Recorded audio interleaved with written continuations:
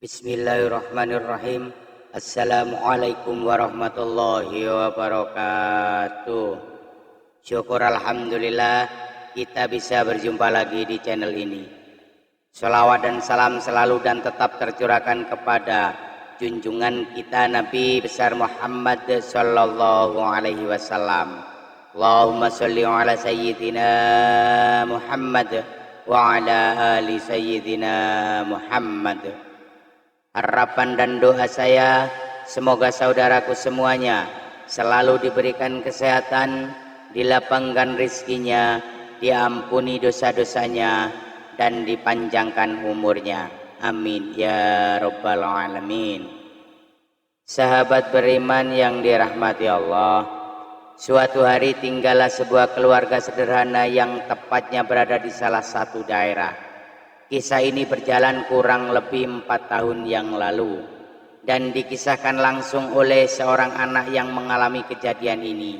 Dengan cara nyata, seorang ayah dan ibu beserta ketiga anaknya tinggal seperti layaknya keluarga biasa, di mana sang ayah setiap harinya berangkat bekerja dan ibunya juga sibuk mengurusi rumah tangga. Setiap harinya ketiga anaknya berangkat ke sekolah, di mana anak yang sulung sudah duduk di bangku SMP kelas 2, sementara anak yang kedua duduk di kelas 5 SD, sedangkan yang bungsu ialah seorang anak wanita kecil berusia 3 tahun. Suatu ketika keluarga ini sedang menjalani kegiatan mereka seperti biasa. Tiba-tiba sang ibu dari ketiga anak itu pun meninggal dunia.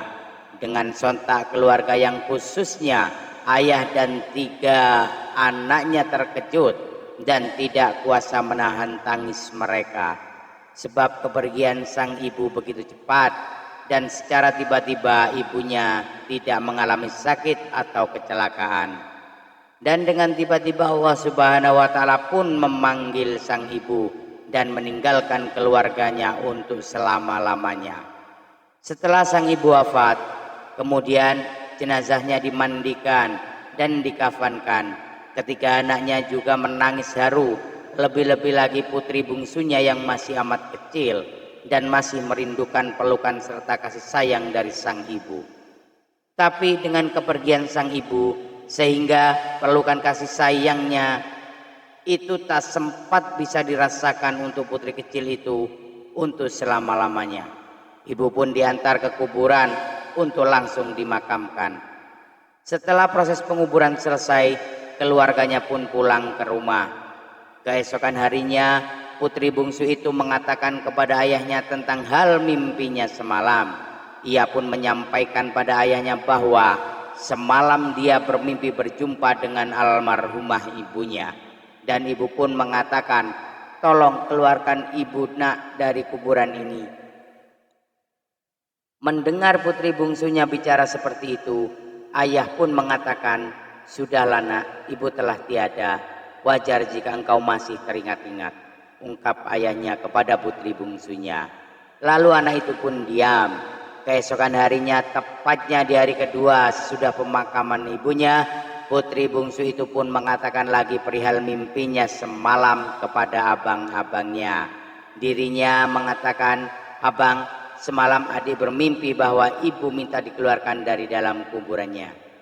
Dan abangnya lalu bergegas mengatakan perihal mimpi sang adik kepada ayahnya. Dan ayahnya pula menyampaikan, sudahlah nak, adikmu itu masih amat sangat kecil. Wajar saja ia sangat sedih sepeninggalan ibumu. Lalu keesokan harinya lagi, tepatnya di hari ketiga sudah pemakaman ibunya, putri bungsu itu kembali lagi memberitahu pada ayahnya menyangkut perihal mimpinya bahwa almarhumah ibunya benar-benar minta dikeluarkan dari dalam kuburnya. Putri bungsu itu pun menangis sejadi-jadinya dan terus memaksa sang ayah untuk pergi ke kuburan dan mengeluarkan ibu dari kuburannya. Melihat anak kecilnya tetap menangis keras sehingga kemudian ayahnya menemui aparat kampung dan meminta tolong kepada penduduk kampung setempat untuk membantunya menggali kembali kuburan almarhumah istrinya. Dengan keadaan yang bingung dan heran, penduduk kampung juga dengan cepat membantu sang ayah dan pergi ke kuburan istrinya. Semua hadir melihat penggalian makam tersebut, apalagi putri bungsu yang tetap menangis melihat penggalian makam ibunya. Setelah penggalian selesai, nyata-nyatanya mimpi anak kecil itu pun benar dan nyata. Kenapa demikian?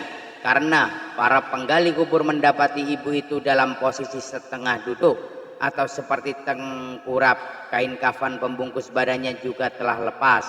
Itu tanda bahwa ibu itu berikhtiar untuk melepas kain kafannya dan membuka tali, lalu berupaya untuk membongkar papan penutup lahatnya. Pada saat itu para penggali kubur pun tiba-tiba menangis karena menyaksikan bahwa ibu itu sebenarnya benar-benar masih hidup, tapi karena sudah terkubur selama 3 hari sehingga dirinya pun meninggal di dalam kuburnya sendiri. Para tetua kampung itu pun mengatakan bahwa ibu ini sebenarnya sudah mati suri, lalu dirinya tersadar ketika sudah di dalam lahatnya. Seandainya saja kita mempercayai mimpi anak kecil ini pada hari pertama, kemungkinan nyawa ibu ini masihlah mampu terselamatkan. Sahabat beriman yang dirahmati Allah, pesan moral yang bisa kita ambil dari hikmah cerita ini bahwa janganlah meremehkan ucapan-ucapan anak kecil, dikarenakan boleh jadi itu ialah pesan yang benar. Wallahu a'lam bishawab. Demikian yang bisa saya bagikan. Semoga bermanfaat untuk kita semua. Amin ya rabbal alamin. Sekian, billahi taufiq wal hidayah, birridha wal inayah, ihdinas siratal mustaqim. Wassalamualaikum warahmatullahi wabarakatuh.